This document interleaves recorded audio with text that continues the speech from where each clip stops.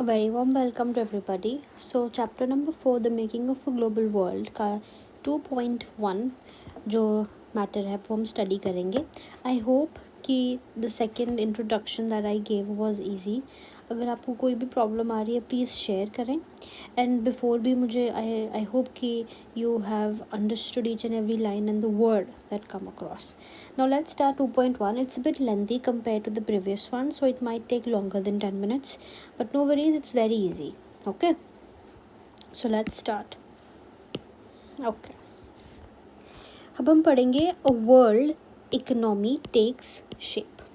अब क्या होता है कि पूरे वर्ल्ड की जो इकोनॉमी है उसका फाउंडेशन बनेगा. ठीक है जी. A good place to start is the changing pattern of food production and consumption in industrial Europe.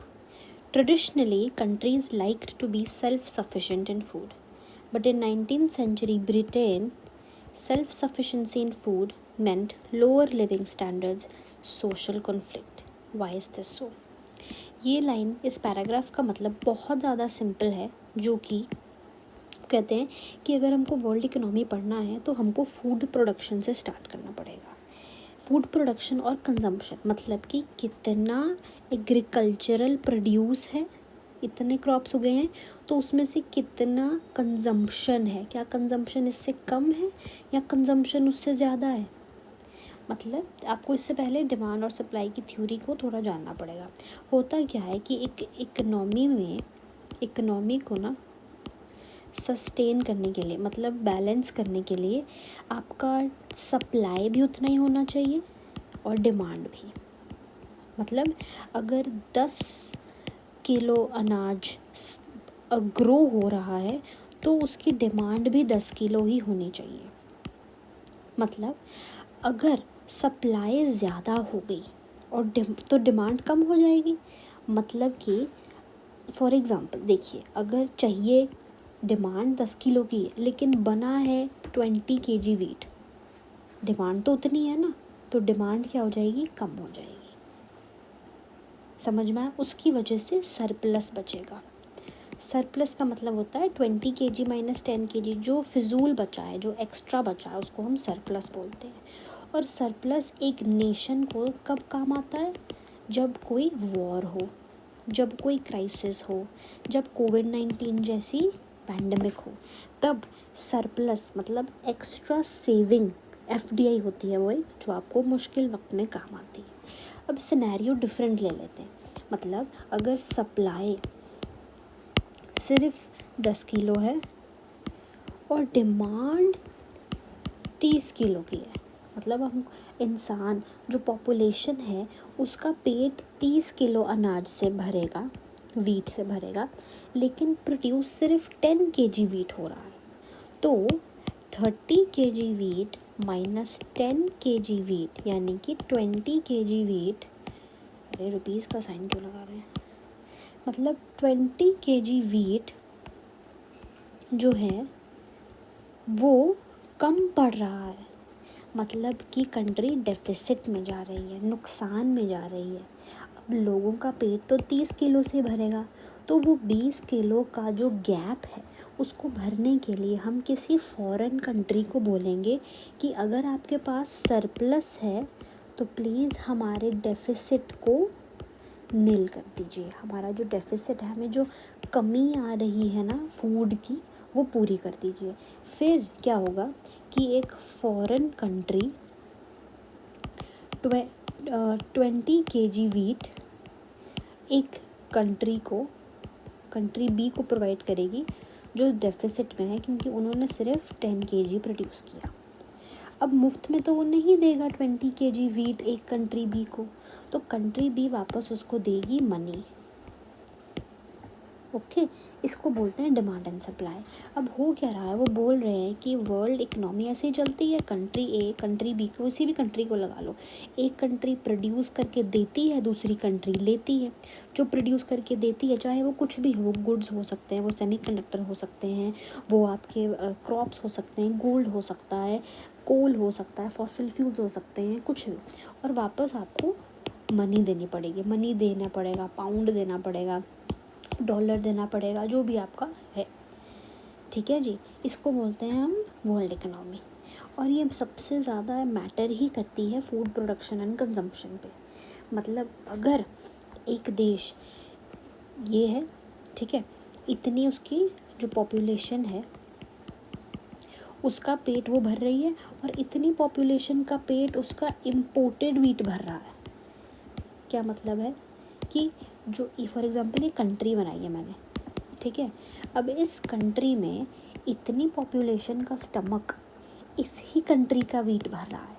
मतलब ये जो पॉपुलेशन वीट खा रही है वो इसी कंट्री में हुई ग्रो हुई है, लेकिन जो ये वाले लोग हैं इनको इनके लिए वीट बन ही नहीं रहा है कंट्री में, इतना प्रोड्यूस ही नहीं कर रहे हैं, तो वो कंट्री किसी फॉरेन कंट्री को बोलती है, ठीक है। ऐसे ही क्या होता है कि एक देश में हमेशा किसी चीज़ की कमी रहेगी और एक देश हमेशा किसी चीज़ में सरप्लस होगा।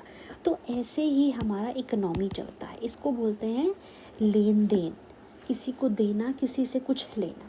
अब ज़रूरी नहीं है कि जिस कंट्री से ये वीट मांगे वो इसको बदले में पैसा देना पड़े।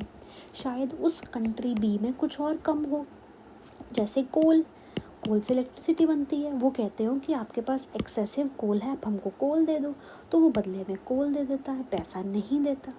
तो किसी भी चीज़ से लेन देन जब होता है, एक्सचेंज ऑफ गुड्स होता है, उसको हम इकोनॉमी को शेपिंग करना कहते हैं, ठीक है। पहले क्या होता था, ट्रेडिशनली जो कंट्रीज़ है उनको होता था कि हम सेल्फ सफिशिएंट रहें, मतलब जितनी भी डिमांड है हम उतना सप्लाई करें, इतने हम काबिल हों। अगर 30 किलो की रिक्वायरमेंट है अनाज की, तो हमारा देश इतना काबिल हो कि हम 30 किलो अनाज उगा सकें। लेकिन 19th सेंचुरी के ब्रिटेन में, यूके में self sufficiency in food meant lower living standards and social conflict. मतलब ये कह रहे हैं कि क्वेश्चन पूछ रहा है भाई, वो क्वेश्चन क्या पूछ रहे हैं कि ऐसा होता था ट्रेडिशनली, लोगों को होता था कि हम सेल्फ सफिशिएंट रहें, लेकिन ऐसा क्यों कि ब्रिटेन के 19th सेंचुरी ब्रिटेन में अगर सेल्फ सफिशेंसी होती थी, इसका मतलब कि आप नुकसान में हैं, आपका लिविंग स्टैंडर्ड कम है। क्यों? भला समझ में ही नहीं आया क्या बोल रहे हो? तो वो आगे हमको समझाएंगे, right. Population growth from the late 18th century had increased demand for food grains in Britain। क्या लाइन का मतलब है ये? वो कह रहे हैं, अच्छा आप खुद मुझे बताइए, जब पॉपुलेशन ग्रो होगी तो डिमांड ग्रो होगी। अब फॉर एग्ज़ाम्पल अगर लोग ज़्यादा हैं, ठीक है, अगर लोग ज़्यादा होंगे तो ज़्यादा क्रॉप्स उगाने पड़ेंगे, ज़्यादा वीट उगाना पड़ेगा, ज़्यादा मेज़ उगाना पड़ेगा, है ना। सिंपल सी बात है, अगर घर में ज़्यादा बच्चे होंगे तो ज़्यादा टॉयज़ लाने पड़ेंगे ना, सिंपल वो बात है। तो अगर एक देश में लेट 18th सेंचुरी में, 18th सेंचुरी मतलब 1700s की बात हो रही है, तो लेट यानी कि 1790s में तकरीबन ब्रिटेन की पॉपुलेशन बढ़ गई थी, और क्योंकि पॉपुलेशन बढ़ गई थी तो डिमांड बढ़ गई फूड ग्रेन्स की, ठीक है जी। क्यों बढ़ गई थी? क्योंकि अर्बन सेंटर्स एक्सपैंड हो रहे थे, मतलब शहरों में बच्चे ज़्यादा पैदा हो रहे थे। शहरों में जो पॉपुलेशन है वो ब्रिटेन में आ रही थी माइग्रेट करके, क्योंकि उनको काम चाहिए था, वो लेबर बनना चाहते थे फैक्ट्रीज़ में। इसी वजह से क्योंकि फैक्ट्रीज़ में लेबर बढ़ी तो इंडस्ट्री बढ़ी। अब इंडस्ट्री बढ़ी मतलब ज़्यादा लेबर आई, मतलब ज़्यादा गुड्स प्रोड्यूस हो रहे हैं, मतलब ज़्यादा प्रोडक्ट्स बन रही हैं मशीन से, मतलब ज़्यादा लोग दिन रात काम कर रहे हैं तो ज़्यादा प्रोडक्ट बनेंगे, उसकी वजह से डिमांड भी बढ़ गई, ठीक है नहीं। लोगों को पता लग गया कि वाह, अब आप खुद सोचें ना, जो लेबर बन के आई है उनके बच्चों को भी तो टॉयज़ चाहिए, उनके बच्चों को भी तो अनाज चाहिए, तो डिमांड बढ़ गई, उनकी पॉपुलेशन बढ़ गई है, और डिमांड बढ़ गई है मतलब demand for agriculture products also went up. अब ज़्यादा से ज़्यादा लोग अगर माइग्रेट होकर ब्रिटेन में आ रहे हैं तो डिमांड ऑफ फूड भी तो बढ़ेगा। अब डिमांड ऑफ फूड बढ़ गया तो फूड के प्राइसेस भी बढ़ गए। अब ये क्या बात बनी जी, इतना मुश्किल से इतना समझा, फिर डिफ़िकल्ट लाइन। अब होता क्या है इकोनॉमी में कि जब किसी भी चीज़ की डिमांड बढ़ जाती है ना, फॉर एग्ज़ाम्पल मैं आपको सिंपल सी बात समझाती हूँ। किसी चीज़ का एग्ज़ाम्पल लेते हैं हम,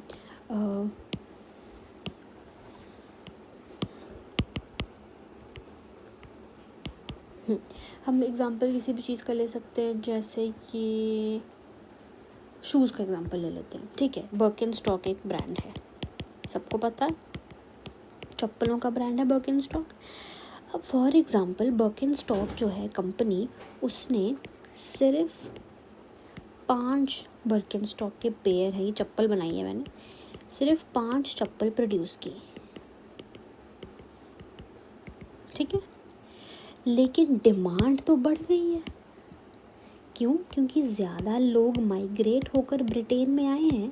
तो मतलब फॉर एग्ज़ाम्पल हम लगा लेते हैं 10 लोग आ गए हैं, ठीक है, हैं जूते सिर्फ 5। अब क्या करें?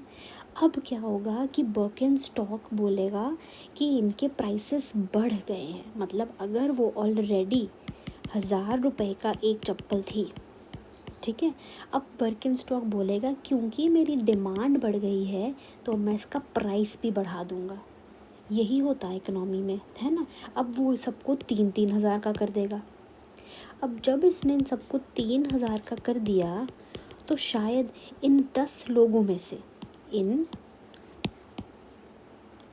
1 2 3 4 5 6 7 8 9 10, इन 10 लोगों में से शायद 3 के पास 3 हज़ार ना हो, या हो भी तो उन्होंने 2 हज़ार, उन्होंने सोचा हो कि हमारे पास 3 हज़ार है, उसमें से 2 हज़ार सेव कर लेंगे, 1 हज़ार की चप्पल ले लेंगे।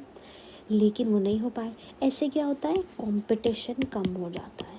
ये निकल गए, अब बचे ये, ठीक है। अब क्या करेगा? और क्या होता है इकोनॉमी में, अगर डिमांड बढ़ जाती है तो ऑक्शन हो जाती है, ठीक है, बोली लगती है। अब बोली लगाएंगे कि जितना हो सके, जितना जितना ज़्यादा कोई पैसा देगा। फॉर एग्ज़ाम्पल इनमें से एक जीत गया, एक और कंपटीशन कम हो गया, एक जूती कम हो गई और ये इसके पास चले गई ना ये वाली चप्पल। अब 4 लोग हैं, 1 2 3 4 5 हैं, अब फिर से प्राइस बढ़ जाएगा।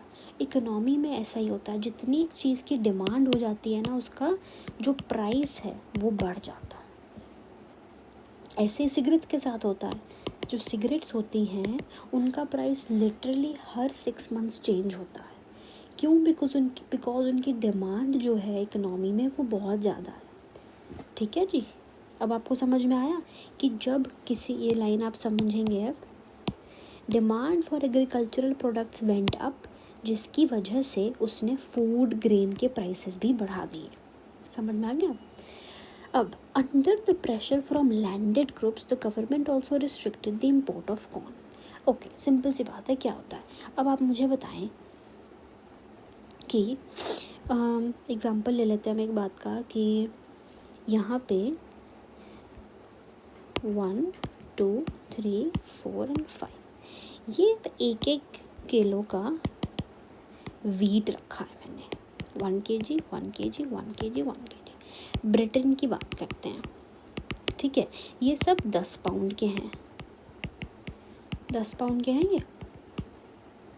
अब हुआ क्या है कि क्योंकि डिमांड ज़्यादा थी तो प्राइस भी बढ़ गया, सबका न्यू प्राइस बन गया 20 पाउंड्स। 20 पाउंड्स।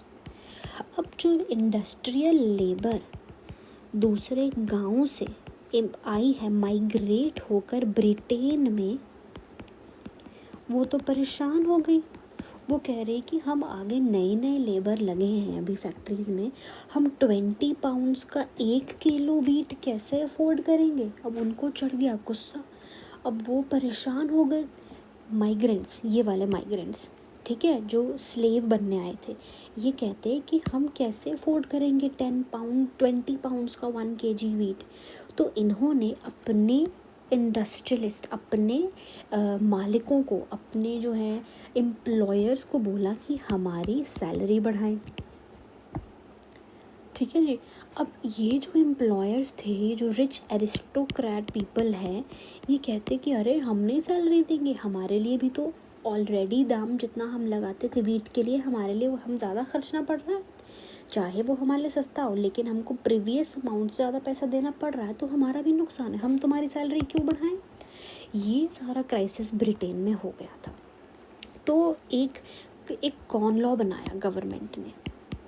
कॉर्न लॉ जो है उसका मतलब होता है कि हम सस्ता, मतलब हम cheap food, cheap corn, cheap wheat, cheap maize, cheap pulses दूसरे फॉरेन कंट्री से ब्रिटेन में इंपोर्ट करवाएंगे।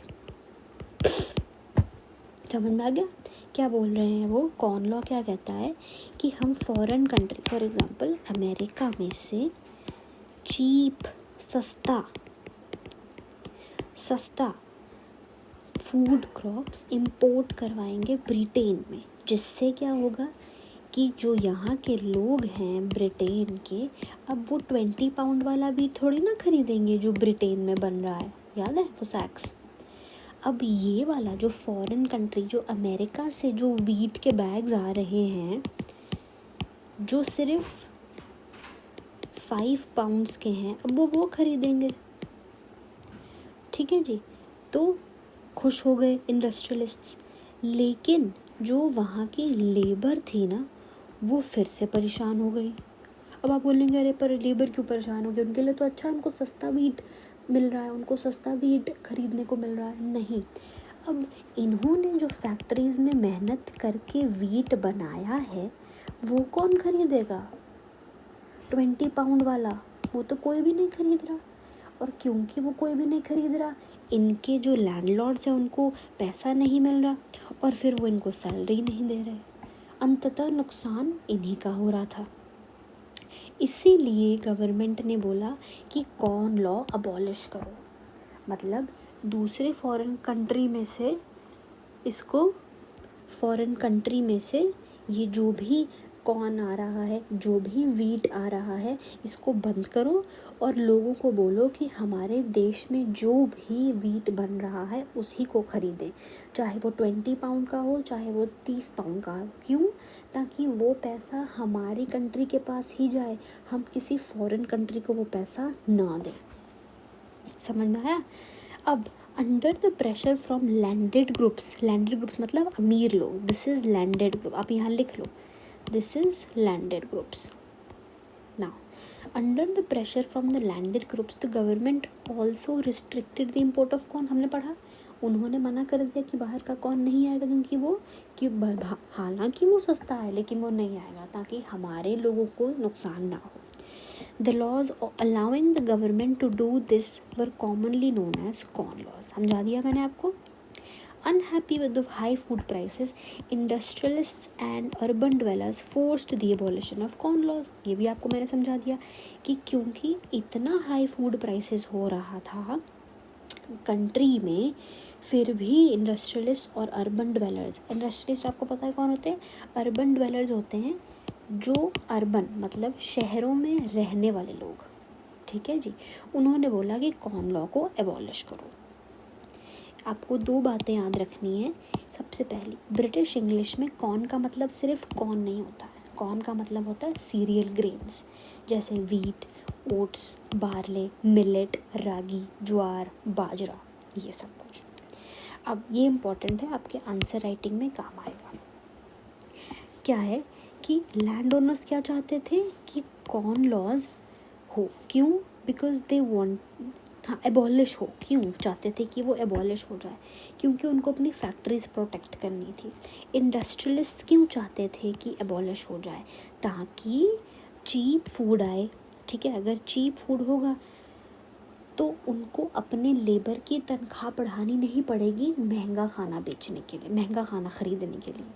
वर्कर्स क्यों चाहते थे कि कॉर्न लॉ एबॉलिश हो जाए? क्योंकि उनका कोई ख़रीद नहीं आता बनाया हुआ, उनको सैलरी नहीं मिल रही थी। ठीक है, और अर्बन पॉपुलेशन भी यही चाहती थी। समझ में आ गया? सो after the corn laws were scrapped, food could be imported into Britain more cheaply than it could be produced within the country. British agriculture was unable to compete with the imports. Vast areas of lands were now left uncultivated and thousands of men and women were thrown out of work. They flocked to the cities and migrated overseas. अब इसका मतलब क्या है कि जब corn laws हटा दिया गया था, ठीक है जी, तो क्या हुआ कि फूड जो था वो बहुत, food could be imported into Britain more cheaply. अब कॉर्न लॉ के अंडर क्या था कि हम जो फूड इम्पोर्ट करवाएंगे, ठीक है जी, वो बहुत एक्सपेंसिव हो रहा था। अब क्या किया है कि उस जो फूड इम्पोर्ट अब कराएंगे वो सस्ता है, मतलब इक्वल प्राइसेस है वो जो हमारी कंट्री में ग्रो हो रहा है उसके साथ, जिसकी वजह से अब लोग एक्चुअली में सिर्फ इम्पोर्टेड वीट खरीद रहे थे क्योंकि उसका प्राइस सेम हो गया है। और ब्रिटेन में प्रोड्यूस होने वाला तो वीट कोई खरीद ही नहीं रहा था, तो ब्रिटेन वाले जो लेबर थे वो अपना घर छोड़कर अपने गांव में चले गए, ठीक है जी। फिर फूड प्राइसेस गिर गए, consumption in Britain rose. From the mid 19th century, faster industrial growth in Britain also led to higher income, therefore more food imports। अब हुआ क्या कि सप्लाई इतनी ज़्यादा थी, मतलब इतना ज़्यादा गुड प्राइस में फूड आ रहा था कि उसके प्राइसेस गिर गए, है ना। उसकी फिर प्राइसेस गिर गए तो कंजम्पशन जो थी वो बढ़ गई। ऑब्वियसली अगर सस्ता होगा तो ज़्यादा लोग खा पाएंगे, तो ज़्यादा लोग खरीदेंगे तो कंजम्पशन बढ़ जाएगी। अब बता रहे हैं कि मिड 19th सेंचुरी में से, मतलब 18 कुछ के मिड में से, 50s में से, 1850s में जो इंडस्ट्रियल ग्रोथ है, मतलब मशीन्स की और लेबर की और फैक्ट्रीज़ की जो ग्रोथ है वो ब्रिटेन में बहुत बढ़ गई, ठीक है जी। पूरे वर्ल्ड में eastern Europe, Russia, America, Australia में से लैंड्स जो थे, जो फॉरेस्ट थे ना, वो क्लियर करे जा रहे थे। क्यों? ताकि हम वहाँ पर फैक्ट्रीज बना सकें, हम वहाँ पर कल्टीवेट कर सकें आपके क्रॉप्स, जैसे बेसिक क्रॉप्स, जैसे ओट्स, जैसे वीट, जैसे बार्ली, ठीक है। कोई फॉरेस्ट है बिल्कुल उसका कोई काम नहीं फॉरेस्ट का, तो उस जगह को काट देते थे और वहाँ पर क्रॉप्स उगाते थे ताकि जो डिमांड है खाने की वो पूरी हो सके।